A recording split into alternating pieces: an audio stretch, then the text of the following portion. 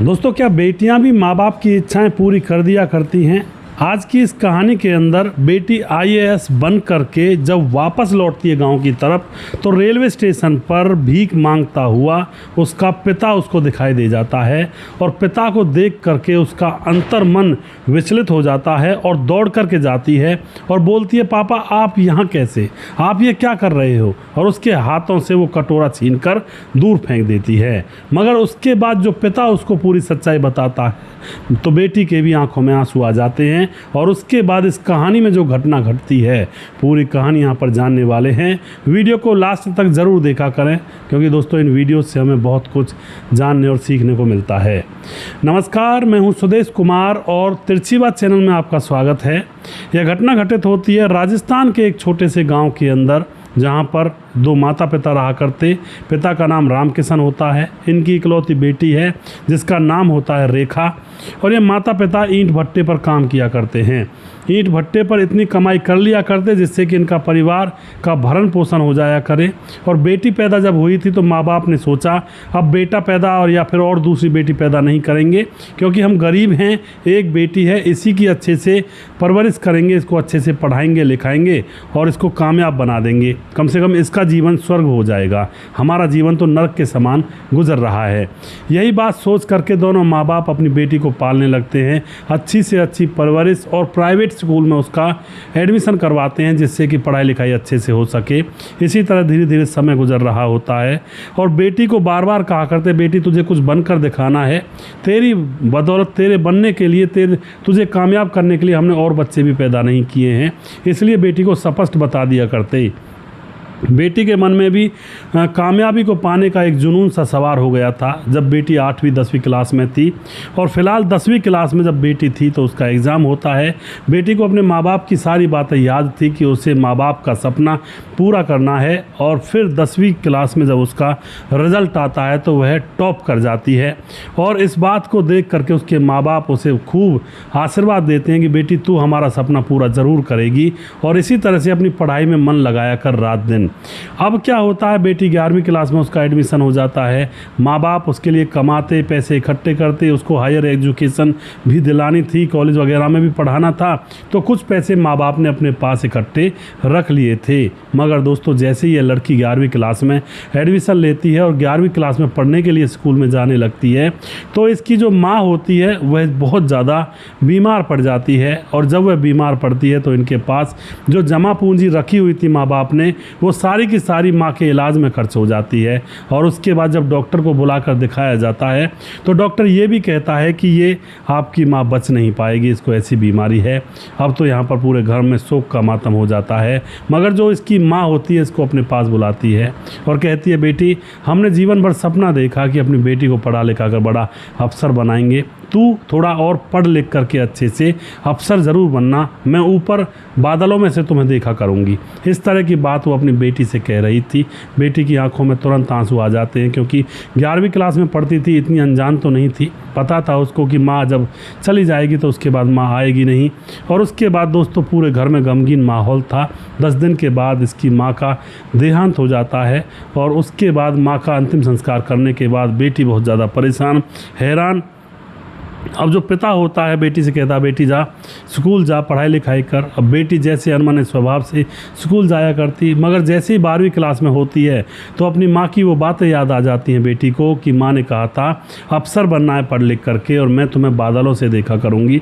इसी बात को थोड़ा सा आगे सिरे पर रख करके अब वह बेटी पढ़ाई करने लगती है। पढ़ाई होने के बाद अब दोस्तों वह ग्रेजुएशन में यानी कि कॉलेज में एडमिशन लेती है। तो उसका पिता कॉलेज में एडमिशन लेवाता है और इधर मेहनत मजदूरी करता है अपनी बेटी की फीस भरने के लिए। मगर गांव वाले कुछ ये भी कहा करते थे कि अरे तू कर क्या रहा है, लड़की को इतना क्यों पढ़ा रहा है, अकेले भेजता है बाहर, पता नहीं कैसी नीयत है किसी की। गांव वाले यही कहा करते थे कि अब तो इसकी शादी कर दे। और जो बेटी थी वो फाइनल ईयर में थी ग्रेजुएशन में, लेकिन पिता अभी भी यही कहता है कि नहीं नहीं मेरी बेटी अभी और आगे पढ़ेगी और इसको अपना जीवन बनाना है, भविष्य सुधारना है। गांव वाले मजाक कर दिया करते कि ये भविष्य कहीं तुम्हारा सुधार करना चली जाए, कहीं किसी के साथ मुंह काला कर ले, कहीं कल को तुम्हें सुनने को मिले कि तुम्हारी बेटी ने ऐसा कांड कर दिया या किसी और ने तुम्हारी बेटी के साथ ऐसा कांड कर दिया। आजकल ज़माना बहुत ख़राब है, अपनी बेटी को घर पर रखो, इधर उधर मत भेजो। जो अकेले। मगर दोस्तों यहाँ पर जो पिता था उसको जिद थी अपनी बेटी को पढ़ाने की, और एक जिद के साथ साथ अपनी बेटी के ऊपर अपूर्ण विश्वास था कि मेरी बेटी कभी मेरे इज्जत के साथ खिलवाड़ नहीं करेगी, कभी मेरी नाक नहीं कटवाएगी समाज के अंदर। और बेटी भी सही थी, ठीक ठाक थी, वो भी ऐसा कोई काम नहीं करती है जो पिता की नाक कट जाए या फिर इज्जत पर बात आए। अब क्या होता है दोस्तों, बेटी ने ग्रेजुएशन पास कर ली होती है और अब बेटी को पता था कि भाई बड़ा अफसर बनने के लिए यूपीएससी की तैयारी करनी होगी, और यूपीएससी की तैयारी के लिए बहुत सारे पैसे चाहिए होते हैं। बेटी अपने पिता से कहती है, बाबा मैं दिल्ली जाऊंगी पढ़ने के लिए यूपीएससी की तैयारी के लिए, और वहाँ पर मुझे तकरीबन 2-2.5 से 3 लाख रुपये तो चाहिएंगे ही चाहिएंगे, क्योंकि ज़रूरी थोड़े है एक बार मैं पास होकर वहाँ पर आ जाऊँ। वहाँ पर किराया भी देना पड़ेगा, रहना भी पड़ेगा, खाना पीना भी होगा, किताबें भी खरीदनी होंगी, फीस भी भरनी होगी। तो अब जो पिता होता है वह कहता है कि हाँ बेटी ज़रूर, तुम ज़रूर जाओ पढ़ने के लिए।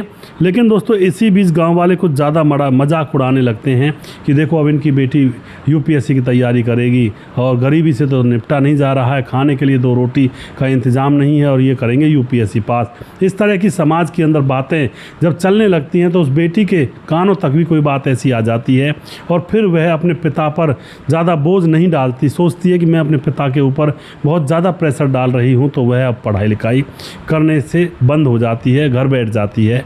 मगर उसका पिता कहता है कि बेटी क्या हुआ, तो बेटी रोने लगती है कि पापा आपने बहुत कष्ट झेले हैं मेरे लिए, और अब मैंने ग्रेजुएशन तो कर ही ली है, अब मैं कोई फॉर्म वगैरह भर दूंगी और मुझे कोई नौकरी मिल जाएगी छोटी मोटी या कोई सरकारी, और आप चिंता मत करो, अब आप इतना ज़्यादा मत कमाओ, अपना खाना खर्चे के लिए कमा लो। लेकिन जो पिता था उसके ऊपर जुनून सवार था, वो फिर से पूछता है, बेटी आखिर हुआ क्या, मुझे सच सच बता। तो वह बेटी यही कहती है कि पड़ोस के लोग ये कह रहे थे कि बेटी को पढ़ाने की जिद पर पड़ा हुआ है, घर में खाने के लाले पड़े हुए हैं, और बेटी भी कैसी बेशरम है जो अपने पिता के ऊपर इतना बोझ डाल रही है, इसको भी शर्म नहीं आती, ग्रेजुएशन कर चुकी है, कहीं किसी स्कूल में पढ़ाने के लिए जा सकती है, या फिर अपना कोई ऐसा काम भी कर सकती है जो पिता को सहारा मिले।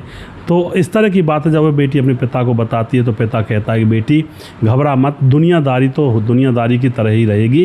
दुनिया वाले तो हर उस इंसान को दोष लगाते हैं जिस इंसान का कसूर भी नहीं होता है, उसको भी दोष लगा देते हैं। तू अपनी पढ़ाई जारी रख, ऐसे काम नहीं चलेगा। मैंने देख कितने सपने देखे हैं, कितनी मेहनत की है तेरे लिए, और तू अब ऐन मौके पर आकर पीछे कदम खींच रही है। तो बेटी को समझ में आ जाता है कि पापा की मेहनत बर्बाद हो जाएगी अगर मैं यहीं से बैठ गई तो। और फिर वह एक बार फिर से हुंकार भरती है और पापा से कहती है, पापा मुझे दिल्ली जाना है कोचिंग के लिए, और 2-3 साल लग जाएंगे कम से कम, और मुझे पैसे चाहिए।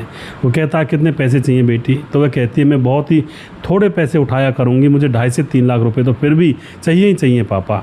अब उसके बाद पापा कहता है ठीक है बेटी, इंतज़ाम मैं कर दूँगा। और उसके बाद वह पापा अपने जो घर के डॉक्यूमेंट्स होते हैं उनको अपने साथ ले जा कर के गाँव के साहूकार के पास जाकर अपने घर को बेच देता है 3.5 लाख रुपए में, और उस साहूकार से कहता है कि यह बात मेरी बेटी को पता ना लग जाए और ना ही किसी गांव वाले को पता लग जाए। मैं अपने ही घर में तुम्हें महीने का 10,000 रुपये किराया दे करके अपने ही घर में रह लूँगा, लेकिन किसी को ये पता नहीं चलना चाहिए कि मैंने अपनी बेटी के लिए घर बेच दिया, वरना गांव वाले मुझे मतलब एक तरह से शर्मिंदा करेंगे, जीने नहीं देंगे ताने मार मार करके। अब तो वह साहूकार समझ जाता है, कहता है ठीक है तुम रहो अपने घर में, और उन 3.5 लाख रुपयों में से 10,000 रुपये उस साहूकार को अपने ही घर में रहने का 1 महीने का किराया एडवांस देकर वह पिता बाकी के पैसे लेकर आ जाता है और अपनी बेटी को कहता है बेटी ये लो अपने अकाउंट में डाल लो। बेटी बैंक में जाकर अपने अकाउंट में उन पैसों को डाल लेती है और उसके बाद पिता हंसी खुशी होकर अपनी बेटी को दिल्ली के लिए रवाना कर देता है कोचिंग करवाने के लिए। और वह बेटी दिल्ली जाती है और वहाँ पर उसकी और भी सहेलियाँ गई थी, क्योंकि उन्होंने प्लानिंग की थी कि सबकी जाएंगी। सारी सहेलियाँ इकट्ठी होकर के एक कमरे में रहती हैं, कमरे का किराया भी कम लगता है। सारी की सारी पढ़ाई कर रही थी, लेकिन जैसे प्री का एग्ज़ाम होता है, प्री के एग्ज़ाम में यह लड़की फेल हो जाती है और इसकी सहेलियां भी फेल हो जाती हैं। और सहेलियां अब निराश होकर के वे वापस गांव लौट जाती हैं, लेकिन यह अभी वहीं पर डटी रहती है कि मेरे पापा ने जो सपने देखे हैं उनको ऐसे ही नहीं जाने दूंगी। यह फेल भी हो गई थी, लेकिन फिर से इसकी आंखों में अपने पापा का चेहरा नज़र आता है और फिर से दोबारा से तैयारी करने में जुट जाती है। दूसरी बार जब तैयारी करती है तो अब की बार यह प्री को क्लियर कर लेती है और इसी तरह से धीरे धीरे करके सारे जो 3 पेपर होते हैं यूपीएससी के, सारे 3 पेपरों को क्लियर कर जाती है और फिर अब यह बड़ी अफसर बन जाती है। दोस्तों अब यह आईएएस अफसर बन जाती है तो यह झूम उठती है और उसके बाद इसके इंस्टीट्यूट में भी बहुत ज़्यादा खुशी मनाई जाती है इसके IAS अफसर बनने की। और फिर यह अपने पिता को सरप्राइज़ देना चाहती है कि मैं सीधा जाऊंगी और बाबा को सरप्राइज़ दूंगी, गांव वालों को सरप्राइज़ दूंगी। और ये ट्रेन में बैठती है और गांव के लिए, और जैसे ही गांव के समीप जो रेलवे स्टेशन था वहाँ पर ये गाड़ी से उतरती है, जाने लगती है। तभी इसकी नज़र एक भिखारी पर पड़ती है और ये एक बार उसको देखकर नज़रअंदाज कर देती है, मगर दोबारा से जब उसकी तरफ नज़र घुमाती है तो वह तो भिखारी इसका पापा था। पाँव में गंदा संदा कपड़ा बांधा हुआ था, जैसे कोई चोट लग जाती है ना, जो सड़कों पर रहते हैं तो गंदे संदी पट्टी कर लेते हैं, ऐसी बांधी हुई है। और उसके कटोरे में कुछ 10-10 के नोट, कुछ गिल्ट वाले पैसे थे, उनको गिन रहा था गौर से नज़र गड़ा करके। अब तो यह बेटी एकदम से, इसका तो अंतर्मन से बिल्कुल अंतर्मन हिल जाता है कि पापा यहाँ पर ये क्या कर रहे हैं। एकदम जाती है और कहती है पापा आप यहाँ पर कैसे बैठे हो। एकदम से वो ऊपर की तरफ देखता है तो बेटी को देखकर उसकी आंखें छलक आती हैं। खड़ा होता है, बेटी तुम आ गई, मैं कब से तुम्हारा इंतज़ार कर रहा था और तुम्हारे लिए ही जी रहा था, वरना तो मैं कब का इस दुनिया को छोड़कर चला जाता। बेटी कहती है पापा हुआ क्या, आखिर बात क्या हुई, मुझे बताओ। अब जो बेटी है, अब जो पिता होता है मैं बताता, बेटी पहले ये बता तू अपने मकसद में कामयाब हुई या नहीं हुई। बेटी कहती है पापा मैं IAS अफसर बन गई, बहुत बड़ी अफसर बन गई हूँ, बन गई है तुम्हारी बेटी, अब तुम चिंता मत करो। लेकिन ये परिस्थिति आपकी कैसे आई, हमें इसके बारे में ज़रूर बताएं। जो पिता होता है उसको एक साइड में ले जाता है, दोनों पिता और बेटी बैठ करके आराम से बातें करते हैं। पिता कहता है बेटी जब तू पढ़ने के लिए गई थी तो मैंने अपना घर गाँव के साहूकार को बेच दिया 3.5 लाख रुपये में। छोटा सा घर था, एक कमरा था, छोटा सा आंगन था। और उसके बाद मैंने उससे ये कहा था कि ये बात मेरी बेटी को मत बताना, वरना वह पढ़ाई में कमज़ोर रह जाएगी, सोचती रहेगी मेरा पापा क्या कर रहा है। और उसके बाद मैंने तुम्हें 3.5 लाख रुपए दिए और साहूकार से कहा भैया मुझे मेरे ही घर में महीने के किराए पर रहने दे यहाँ पर। उसने कहा 10,000 रुपये लूँगा महीने का, तो उसने कहा मैं 10,000 रुपये ही दे दूँगा। तो 10,000 रुपये देकर अपने ही घर में वह किराए पर रह रहा था, इंतज़ार कर रहा था कि बेटी कामयाब होकर लौटेगी और अपने इस घर को दोबारा से छुड़ाएगी। अब तो यहाँ पर बेटी कहती फिर आप यहाँ पर कैसे आए, भीख मांगने की परिस्थिति कैसे आई।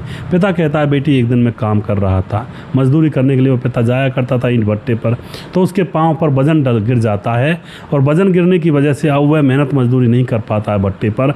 तो अब आमदनी कहाँ से होगी, खाने के भी लाले पड़ गए, तो उस घर का किराया देने के पैसे कहाँ से आएंगे।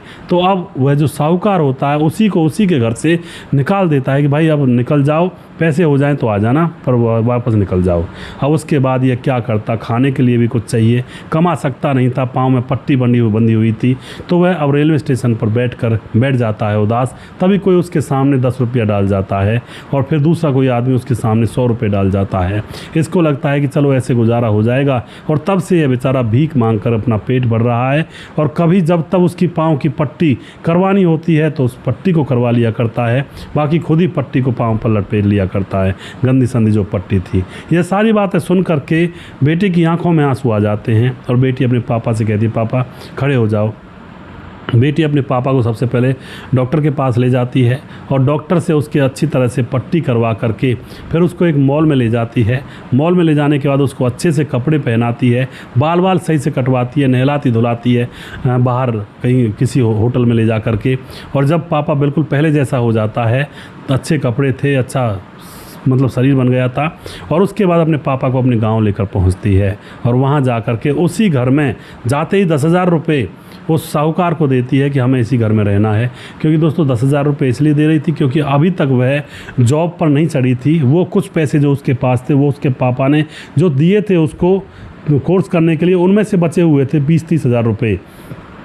पापा को वहीं पर रख देती है और कहती है पापा मुझे ट्रेनिंग पर जाना है, और ट्रेनिंग पर चली जाती है। और वहाँ से जब पोस्टिंग होती है तो उसके बाद अपने पापा को अपने पास बुला लेती है। पापा वहाँ पर चला जाता है जो सरकारी आवास होते हैं, और फिर बेटी की पापा शादी कर देता है उसी के बराबर के अफसर से, और पापा को वह वहीं पर रखने लगती है। मगर दोस्तों एक दिन की बात है, गाँव वालों ने उस लड़की को गाँव में बुलाया किसी फंक्शन में और भाषण देने के लिए कहा अपने जीवन के बारे में। तो उसने अपने जीवन के बारे में सारी सच्चाई जब बताई तो गाँव वालों की आंखों में भी आंसू आ गए लेकिन दोस्तों अब उसका जो पापा होता है वह कहता है बेटी सरकारी आवास में मुझसे नहीं रहा जाएगा, मुझे तो गांव की हवा पानी लग चुका है और मैं गांव में ही रहना चाहूँगा, क्योंकि यहाँ मेरा इन बड़ी बड़ी ऊंची ऊंची बिल्डिंगों के बीच में मेरा दम घुटता है, मुझे अपने उसी साधारण से घर में उसी साधारण से गाँव में रहना है। अब तो जो बेटी होती है वह परेशान कि पापा के बगैर मैं रह नहीं सकती, क्योंकि पापा का तो कोई और है नहीं, मम्मी भी नहीं है, कोई और भाई बहन भी नहीं है। अब अकेला छोड़ने पर बिल्कुल पापा मना कर देती है और फिर लड़की एक ऐसा डिसीजन लेती है, अपने घर को, गांव वाले घर को पहले तो ख़रीदती है साहूकार से और उसको तकरीबन 5 लाख रुपए में ख़रीदती है। साहूकार को 1.5 लाख रुपए का फ़ायदा हो गया था। ख़रीदने के बाद अपने ही घर को सिक्योरिटी रीजन के तहत अच्छी तरह से सुरक्षित करके और अच्छा उस घर को बनाती है और वहीं पर फिर पापा को रखती है और ख़ुद भी अपने पति के साथ, पति भी अफसर था, वह लड़की खुद भी अफसर थी और वहीं पर वह सारे लोग रहते हैं। उस घर को थोड़ा बड़ा बना दिया जाता है, आस पड़ोस के जो खंडर पड़े मकान थे उनको उसी में मिला लिया जाता है और फिर आगे एक अच्छा सा पार्क, बगीचा और अच्छा सा मकान और सिक्योरिटी रीजन से पूरी जो भी सिस्टम होता, तार कसी वगैरह वो करके और वहाँ पर इस तरह से वो घर बना दिया जाता है। अब तो पापा बहुत खुश है अपने गांव में, सुबह निकल जाता है गांव की चौपाल पर, वहाँ पर बूढ़े बुजुर्गों के साथ ताश खेलता है, कभी शाम को निकल जाता है अपने यार दोस्तों के पास खेतों पर ट्यूबवेल पर बैठ करके नहा धो करके वहीं हुक्का पानी पी करके आराम से घर आता है। तो इस तरह से अब उस बुजुर्ग का जीवन कट रहा होता है। कई बार दोस्तों हम कहते हैं बेटियाँ तो अपने घर चली जाएंगी, मगर कई परिस्थितियों में बेटियाँ अपने माँ बाप की पूर्ति कर देती हैं। कई परिस्थितियों में बेटियाँ माँ बाप के कंधे से कंधा मिला करके उनका साथ दे देती हैं। आज की कहानी में भी ऐसा ही हुआ। तो दोस्तों आपको कैसी लगी ये कहानी? बहुत ही इंटरेस्टिंग कहानी थी और वीडियो को आप शेयर ज़रूर कर दिया करें और ये वीडियो जो है ये मेरे गोपाल पर आएगा और इसको आप पूरा ज़रूर देखिएगा। और वीडियो के लास्ट में कुछ भाइयों के नाम ज़रूर लेना चाहूँगा जो हमारे वीडियोज़ को लगातार देखते हैं। हमारे भाई समाधान पाटिल जलगांव महाराज से कमेंट करते हैं, तुम दोनों भाई बहुत ही मेहनत करते हो, लोगों को जागरूक करते हो, बहुत बहुत धन्यवाद करता हूँ समाधान भाई। घनश्याम यादव कमेंट करते हैं, आपकी कहानी बहुत ज़बरदस्त होती है, बहुत बहुत धन्यवाद जी। सद्दाम अंसारी भिवांडी से कमेंट करते हैं। धीरज बनवाल कहते हैं जैसे को तैसा मिला, बहुत सुंदर कहानी, बहुत बहुत धन्यवाद करते हैं धीरज भाई। प्रवीण बघेल से पूरी से, उसके बाद कन्हैया कमेंट करते हैं, कन्हैया सैद कमेंट करते हैं, गणेश सोनी स्वपन डे हैं, प्रवीण बघेल से पूरी से हैं, सुजीत कुमार कमेंट करते हैं, घनश्याम यादव कमेंट करते हैं। उसके बाद हमारे साथ रामलाल लड्डा, श्रीमान जी मैं पूरी गलती, इसमें पूरी गलती सतीश सब इंस्पेक्टर की है, उसमें सिर्फ अपना रौब दिखाने के लिए पवन के साथ बहुत गलत किया। जो पवन अब एसपी है, नियम अनुसार भ्रष्ट थानेदार के खिलाफ कार्रवाई कर रहा है जो बिल्कुल उचित है, समय बलवान है जी। बिल्कुल रामलाल लड्डा जी आपका बहुत बहुत धन्यवाद। घनश्याम यादव कमेंट करते हैं और उसके बाद स्वपन डे दोबारा से, कपिल देव प्रजापति कमेंट करते हैं। उसके बाद सुजीत कुमार लगातार कमेंट करते हैं, सूरज डीओ हमारे भाई फिजी से लगातार कमेंट करते हैं, बहुत बहुत धन्यवाद करता हूं भाई का। मुनमुन श्रीवास्तव जी लगातार गोपालगंज बिहार 28 वार्ड नंबर 23 से लगातार कमेंट करते हैं। राजेश श्रीवास्तव जी लगातार कमेंट करते हैं। ताजी लोहमान हमारी बहन लगातार कमेंट करती हैं। मुकेश कुमार यूपी 83 से कमेंट करते हैं। मोनू जैन लगातार बने रहते हैं हमारे साथ। और उसके बाद हमारे साथ हैं जी राम गोसाई, हमारे भाई लगातार कमेंट करते हैं, हमारे साथ बने रहते हैं। और उसके बाद छगनदास खाडाबान राजस्थान से, खेमराज भाटी गुज्जर चट्टी जीबी नगर यूपी 16 से। और उसके बाद वनराज नामदेव कोहली लगातार कमेंट करते हैं। राम मोहम्मद यासीन लाहौर पाकिस्तान से, राधे श्याम शर्मा से जयपुर राजस्थान से, राजकिशोर चौरसिया महाबलेश्वर महाराज से, दुर्योधन भाई लगातार कमेंट करते हैं और सुशील चौधरी हमारे भाई लगातार कमेंट करते रहते हैं। और अभी भी किसी भाई का नाम रह गया हो तो उस भाई का नाम अगले वीडियो में ज़रूर लूँगा। अगला वीडियो बहुत जल्दी फिर से लेकर आऊँगा। तब तक आप खुश रहें, सावधान रहें। जय हिंद, जय भारत।